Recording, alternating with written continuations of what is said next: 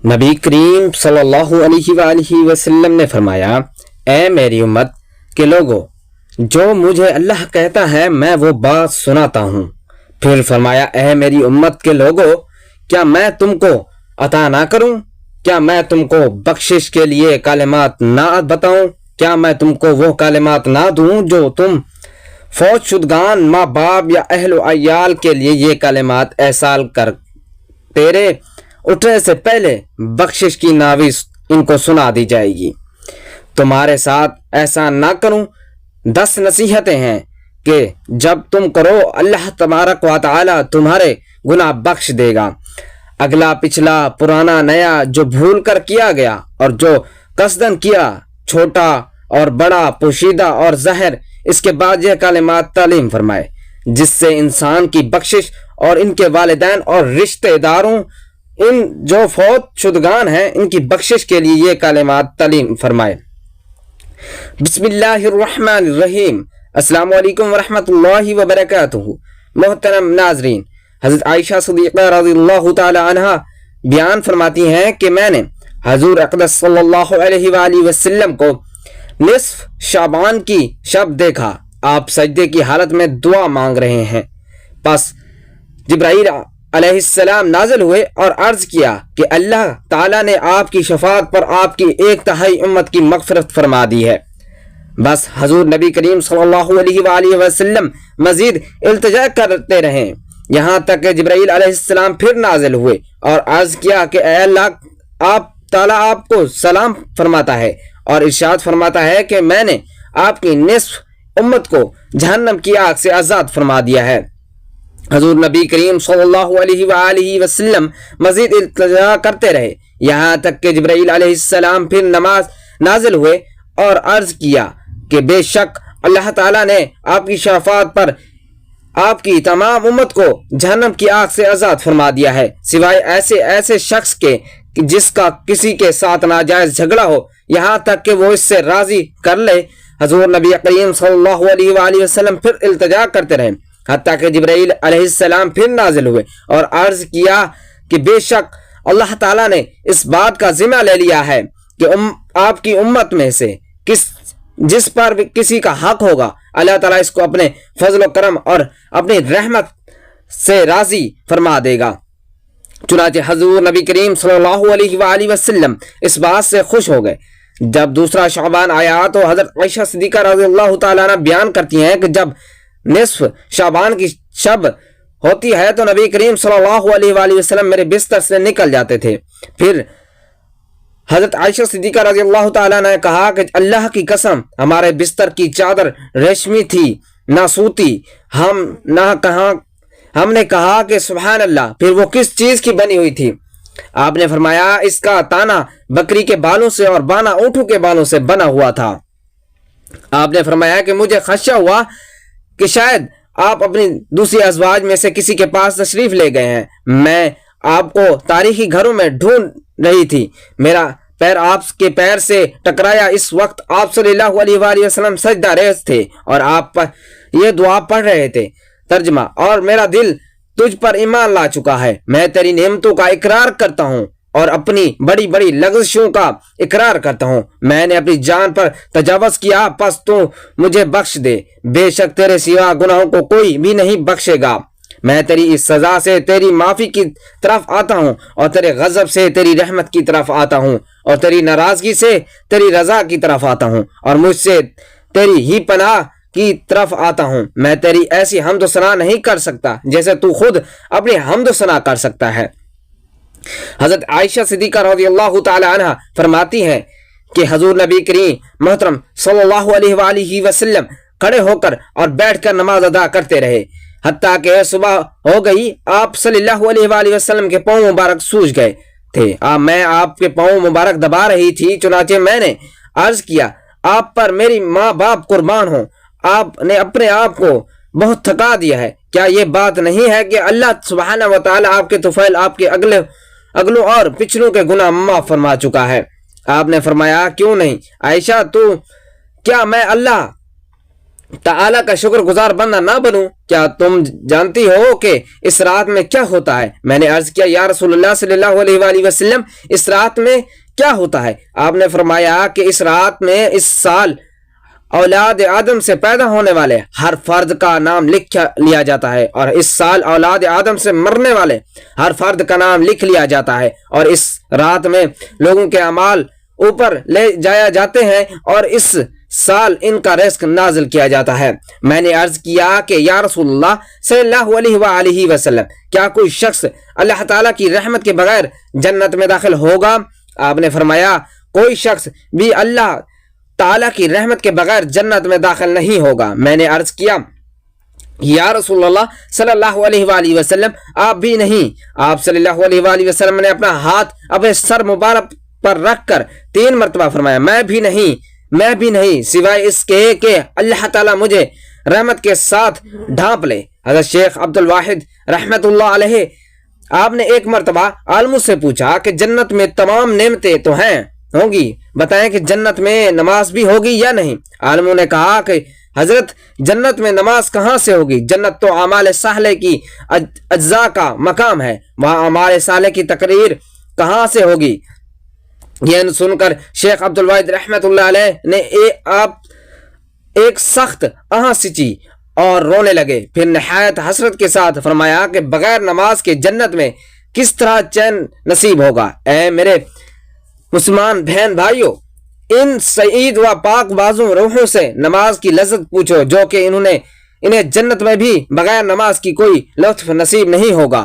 امیر المومنین حضرت عثمان غنی رضی اللہ تعالی عنہ کا ارشاد ہے کہ نماز پنجگانہ کی پابندی کرنے والا کو 9 چیزیں انعام میں ملیں گی۔ اول خدا تعالیٰ اس کو اپنا محبوب بنا لے گا، اس کو تندرستی عطا فرمائے گا۔ تیسرا فرشتے اس کی حفاظت فرمائیں گے، اس کے گھر میں برکت ہوگی۔ 5واں اس کے چہرے پر صالحین کا نور ہوگا، چھٹے اس کا نرم دل ہو جائے گا۔ 7واں وہ پل صراط سے بجلی کی طرف گزارا جائے گا۔ 8واں جہنم سے نجات پائے گا۔ 9واں جہنم میں اس کو ایسے لوگوں کا پڑوسی نصیب ہوگا جن کی شان میں لا خوف علیہم ولا هم یحزنون کی بشارت آئی، ان کے یعنی قیامت میں ان کو نہ کوئی خوف ہوگا نہ غمگین ہوں گے۔ سال کے دنوں اور راتوں میں 15ویں شعبان کی مقدس رات شب بارات اور 15ویں دن بڑی برکتوں کا ہے۔ امت محمد یہ پر اللہ جل و شانہ کا کرم خاص ہے کہ اس نے شب برات جیسی نورانی رات سے سرفراز فرمایا۔ یہ رات ہر سال آتی ہے اور چلی جاتی ہے، لیکن کتنے غافل اور کاہل ایسے ہیں جو اس کی قدر نہیں کرتے اور سو کر پوری رات گزار دیتے ہیں، اور ان سے بھی بدتر وہ ہیں جو اس مقدس رات کو کھیل تماشے اور لغویات کی نظر کر دیتے ہیں۔ ہاں، بڑے خوش قسمت اور نیک بخت ہیں وہ اللہ تعالیٰ کی اشاعت شمار بندے جو اس رحمت بھری اور نور و نکھت میں ڈوبی ہوئی شب کو قدر منزلت کی نگاہ سے دیکھتے ہیں اور اس میں سے اپنے مولا کریم کو یاد کرتے ہیں، مقدس اور رحمت بھری بارگاہ سے اور اپنے گناہوں پر پشیمان و شرمندہ ہو کر توبہ استغفار کرتے ہوئے اسے گزارتے ہیں۔ مسکین و غربا پر صدقات و خیرات بھی کرتے ہیں اور غربا و احباب کی تحائف سے بھی نوازتے ہیں، اور ساتھ ہی شہر خاموشاں آرام کرنے والے مرحومین متعلقین کو بھی نہیں بھولتے، ان کے لیے بھی تحفہ و ایصال ثواب کا اہتمام کرتے ہیں۔ یقیناً زندوں کے ساتھ اس دنیا فانی سے کوچ کرنے والے ہمارے بھائی بھی ہمارے احسان و کرم اور امداد و نصرت کے مستحق ہیں، لہذا مبارک راتوں اور مقدس ایام میں حضور ضروری انہیں بھی یاد کرنا چاہیے۔ حدیث پاک میں آیا ہے کہ اگر تم نے کوئی اپنے بھائی کو نفع پہنچایا ہو باحوالہ مسلم شریف اور صدقہ خیرات، تلاوت قرآن پاک، ذکر خیرات کا ثواب اگر کسی مرحوم کو پہنچایا جائے تو یقیناً ان کو پہنچتا ہے اور ان کو اس سے فائدہ ہوتا ہے۔ اس پر حدیث کثیر شاہد ہے کہ امت مسلمان میں کوئی بھی اس منکر نہیں، جو منکر ہے وہ یقیناً گمراہ ہے۔ مسلمانوں کا بد خواہ حدیث پاک سے یہ ثابت ہوا ہے کہ اس مبارک شب میں بنی کلب کی بکریوں کے بالوں سے زیادہ گناہگاروں کی اللہ تعالیٰ بخشش فرماتا ہے۔ واضح رہے کہ بنی کلب عرب کا ایک قبیلہ تھا جو بکریاں زیادہ پائی جاتی تھیں، لیکن متعدد روایات سے یہ بھی معلوم ہوتا ہے کہ مغفرت و رحمت کے اس مقدس رات میں چند ایسے بھی بدبخت ہیں جو بغیر توبہ معاف نہیں کیے جاتے، وہ رحمت و خداوندی سے محروم ہی رہتے ہیں۔ اور لوگ یہ ہیں مشرک، یعنی خدا کے ساتھ اس کی ذات صفات میں کسی کو شریک کرنے والا، ماں کا نافرمان، باپ کی نافرمانی کرنے والا، فہم اٹل سے غیب کی باتیں بتانے والا، نجومی ستاروں سے غیب کی خبریں بتانے اور اس پر یقین کرنے والا، جادوگر، فال نکالنے والا، بد مذہب، بدعاتی، قاتل، رشتہ کاٹنے والا، اپنا یا دوسرے کا کینہ، بغض، سود کھانے کا عادی، سود دینے والا، زنا و بدکاری کا عادی، شرابی، باجا بجانے والا، گویا خوش اور فضول گانے والا، کپڑا تہ بند پاجامہ کرتا وغیرہ ٹخنوں سے نیچے لٹکا کر تکبر کرنے والا، ناجائز محصول ٹیکس یعنی ٹیکس وصول کرنے والا، جلاد، ان بڑے بڑے گناہوں کے مرتکبین کو چاہیے کہ اس برکت والی رات کے آنے سے پہلے ہی یہ خاص اس برکت رات میں ان گناہوں سے خدا تعالیٰ کی برگاہ میں سچی توبہ کر لیں اور آئندہ سے ان سے بچنے کا پختہ عزم بھی کر لیں، تو پھر اس نورانی رات میں خدا بزرگ و برتر کی طرف سے ہونے والے رحمتوں کی بارشوں میں ضرور نہا کر گناہوں سے پاک صاف اور رحمت خداوندی سے مالا مال ہو جائے گا۔ بلکہ ان مذکورہ گناہوں کے علاوہ بھی جو گناہ کیے ہوں ان سے بھی توبہ استغفار میں جلدی کرنی چاہیے۔ جو بے نمازی ہو وہ توبہ کر لے کہ آئندہ نمازیں ترک نہیں کریں گے، اور جو قضا ہو چکی ہے ان کو جلدی سے جلدی ادا کرنے کا بھی عہد کر لیں، بلکہ اس بابرکت شب میں نوافل کی بجائے اپنی قضا نمازیں پڑھیں کہ جب تک قضا ادا نہ ہو نوافل قبول نہیں ہوتی، تو یہ کریں کہ اب آئندہ روز نہیں چھوڑیں گے، اور جو چھوٹ چکے ہیں ان کو جلد جلد ادا کرنے کا عہد کر لیں۔ اپنے مالوں کی زکوٰۃ نہ دینے والے توبہ کر لیں کہ آج پورا حساب کر کے زکوٰۃ نکالیں گے، جو خدا کا بھی حق ہے وہ بندے کا بھی، اور آج تک جو زکوٰۃ ذمہ ہے میں باقی ہے اس کو بھی جلد تر ادا کرنے کا عہد کریں، بلکہ جس قدر ہم ہو سکے جلد از جلد ادا کرنے میں لگ جائیں، اور جو حقوق العباد بندوں کے حقوق اپنے اوپر ہیں صاحب حق سے مل کر معافی طلب کر لیں کہ بندے کا حق اللہ تعالیٰ معاف نہیں فرماتا جب تک کہ وہ بندہ خود معاف نہ کر دے۔ جس کا کسی پر حق ہے، بندے کے چند حقوق یہ ہیں، مثلا کسی کا مال یا جائیداد اور ہڑپ کر لیا جائے، قرض لیا، کسی کو گالی دی یا کسی کی آبرو ریزی کی، کسی کی غیبت کی، کسی کی چغلی، کسی کو ناحق مارا، کسی کا مذاق اڑایا، یا استاد اور ماں باپ کی نافرمانی کی، پڑوسیوں کی حقوق کی ادائیگی میں کوتاہی کی تو ان کو ضرور معاف کروا لیں، اور جو چیزیں مال و جائیداد وغیرہ واپس کرنے کے لائق ہے واپس کر دیں، یا صاحب حق سے دستبرداری کرائے تاکہ آخر کے مواخذ سے بچ جائیں، یہ اور شب بارات کی برکتوں سے بھی مالا مال ہو جائیں۔ شب بارات میں غسل کرنا مستحب ہے تاکہ شب بیداری میں مدد ملے، اور اس سے عظمت و فضیلت بھی ظاہر ہوتی ہے، اس لیے کہ اس شب میں لوگوں کے رزق اور موت کے پروانے تقسیم ہوتے ہیں۔ حضرت ابو امامہ باہلی رضی اللہ تعالی عنہ سے روایت ہے کہ حضور نبی کریم صلی اللہ علیہ وآلہ وسلم ارشاد فرماتے ہیں کہ 5 راتیں ہیں، ان میں دعا رد نہیں کی جاتی۔ رجب کی پہلی رات، شعبان کی 15ویں رات، شب بارات، جمعہ کی رات، عید الفطر کی رات اور بقرہ عید کی رات ہے۔ 10ویں ذی الحج کی شب نبی کریم صلی اللہ علیہ وآلہ وسلم نے حضرت عباس رضی اللہ تعالیٰ عنہ سے فرمایا، اے چچا، کیا میں تم کو عطا نہ کروں؟ کیا میں تم کو بخشش نہ کروں؟ میں تم کو نہ دوں؟ کیا تمہارے ساتھ احسان نہ کروں؟ 10 خصلتیں ہیں جو تم کو تو اللہ تعالیٰ تمہارے گناہ بخش دے گا، اگلے پچھلے، پرانا نیا، جو بھول کر کیا، جو قصدن کیا، چھوٹا بڑا، پوشیدہ اور ظاہر کے۔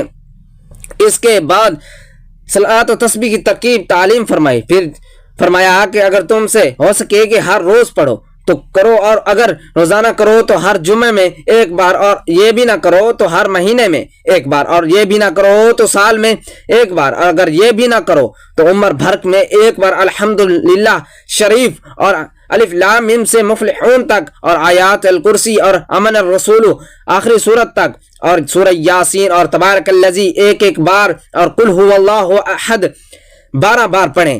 بعد میں اصال ثواب کریں تو مردوں پر عذاب اٹھا لیا جاتا ہے، اور ان کی بخشش و مغفرت کے اللہ کے ذمہ کرم پر آ جاتی ہے، اور ان کو بخشش کی نوید سنا دی جاتی ہے۔ اور پھر صلاۃ و تسبیح پڑھنے کی ترکیب جو سنن ترمذی شریف کی حدیث میں باروایت حضرت عبداللہ بن مبارک رضی اللہ تعالیٰ سے مرکوز ہے، فرماتے ہیں کہ اللہ اکبر کہہ کر ہم تو سنا سبحانک اللہم و بحمدک و تبارک اسمک و تعالی جدک و لا الہ غیرک پڑھیں. پھر یہ دعا سبحان اللہ والحمد للہ ولا الہ الا اللہ واللہ اکبر 15 بار. پھر اعوذ باللہ اور بسم اللہ اور الحمدللہ اور سورت پڑھ کر 10 بار یہی تسبیح پڑھے. پھر رکوع کرے اور رکوع میں 10 بار پڑھے. پھر رکوع سے سر اٹھائے اور بعد تسمیہ و تمحید یعنی سامع اللہ لمن حمدہ ربنا لک الحمد کے بعد 10 بار یہی تسبیح کہے. پھر سجدہ کو جائے اور ان میں 10 بار کہے. پھر سجدے سے سر اٹھا کر سجدے میں 10 بار پڑھے. پھر دوسرے سجدے میں 10 بار پڑھے. یوں ہی 4 رکعتیں پڑھے. ہر رکعت میں 75 بار اور چاروں میں 300 ہوتی ہیں. رکعت سجود میں سبحان ربی العظیم سبحان ربی العالی کہنے کے بعد یہ تسبیحات پڑھے. ابن عباس رضی اللہ تعالیٰ عنہ سے پوچھا گیا کہ آپ کو معلوم ہے اس نماز میں کون سی سورت پڑھی جائے؟ فرمایا سورت عصر اور قل یا ایھا الکافرون اور قل ھو اللہ احد. اگر سجدہ سہو واجب ہو اور سجدے کرے تو ان دونوں میں تسبیحات نہ پڑھے جائے، اور اگر کسی جگہ بھول کر 10 بار سے کم پڑھی تو دوسری جگہ پڑھ لے کہ وہ مقدار پوری ہو جائے. اور بہتر یہ ہے کہ اس کے بعد جو دوسرا موقع تسبیح کا آئے وہ ہی پڑھ لے. مثلا قوما کی سجدہ میں کہیں اور رکوع میں بھول آ تو اسے بھی سجدے میں ہی کہے، نہ قوما کے میں کہ قوما کی مقدار تھوڑی ہوتی ہے. اور سجدہ پہلے سجدے میں بھولا تو دوسرے سجدے میں، کہیں سجدے میں نہیں تو تسبیح انگلی پر نہ گنے اور ہو سکے تو دل میں شمار کرے ورنہ انگلی دبا کر. حضرت انس رضی اللہ تعالیٰ عنہ سے روایت ہے کہ رسول کریم صلی اللہ علیہ وآلہ وسلم نے ارشاد فرمایا جب بندہ اپنے گناہوں سے توبہ کرتا ہے تو اللہ تعالیٰ اعمال لکھنے والے فرشتوں کو ان کے گناہ بھلا دیتا ہے، اس کے اعضاء کو بھی بھلا دیتا ہے اور اس کی زمین پر نشانات بھی مٹا دیتا ہے، یہاں تک کہ جب وہ قیامت کے دن اللہ تبارک و تعالیٰ سے ملے گا تو اس کے گناہ پر کوئی گواہ نہ ہوگا. حضرت عوف اشعری رضی اللہ تعالیٰ عنہ ایک صحابی تھے جو رسول صلی اللہ علیہ وآلہ وسلم کے دور میں ایمان لے آئے. ایک دن ان کا بیٹا کسی مہم پر گیا اور کئی دن تک واپس نہ آیا. حضرت عوف رضی اللہ تعالیٰ عنہ سخت پریشان ہوا. نبی کریم صلی اللہ علیہ وآلہ وسلم کی خدمت میں حاضر ہو کر اپنے بیٹے کی گمشدگی کا ذکر کیا. یا رسول اللہ صلی اللہ علیہ وآلہ وسلم نے ان سے فرمایا کہ اگر تم صبر کرو اور اللہ تعالیٰ سے دعا کرو تو اللہ تعالیٰ تمہارے بیٹے کو تمہیں واپس لوٹا دے گا. حضرت عوف رضی اللہ تعالیٰ عنہ نبی کریم صلی اللہ علیہ وآلہ وسلم کے فرمان پر مکمل بھروسہ کیا اور صبر کے ساتھ اللہ تعالیٰ سے دعا کرتے رہے اور اس دعا لا حول ولا قوت الا باللہ العلی العظیم کا ورد کرتے رہے. حضرت عوف رضی اللہ تعالیٰ عنہ گھر واپس تشریف لائے اور اپنی زوجہ کو بھی اس وظیفے کے بارے میں بتایا اور دونوں میں اللہ کی رضا کے لیے یہ وظیفہ پڑھنا شروع کر دیا. اس وظیفے کا ایک ایسا اثر ہوا کہ کچھ دن بعد اللہ تعالیٰ کے حکم سے ان کا بیٹا اچانک واپس آ گیا. جب لوگوں نے ان سے پوچھا کہ وہ کیسے بچ گیا تو اس نے بتایا کہ میں قید میں تھا اور ایک بار اچانک میری قید کی رسیاں کھول گئیں، راستہ صاف ہو گیا اور میں باحفاظت گھر پہنچ گیا. یہ واقعہ اللہ تعالیٰ پر کامل یقین اور نبی کریم صلی اللہ علیہ وآلہ وسلم کے ارشادات پر مکمل اعتماد کی بہترین مثال ہے. حضرت عوف اشعری رضی اللہ تعالیٰ عنہ اور ان کے بیٹے کے واقعے سے ہمیں یہ سبق ملتا ہے کہ جب ہم سچے دل سے اللہ پر بھروسہ کرتے ہیں اور صبر سے کام لیتے ہیں اور اللہ تعالیٰ کے آخری نبی کریم صلی اللہ علیہ وآلہ وسلم کی تعلیم کیے گئے کلمات کو دل اور اخلاق سے ذات پر ورد کرتے ہیں اور دعا کرتے ہیں تو اللہ تعالیٰ ہمارے تمام کلمات مشکلات کو دور کر دیتا ہے.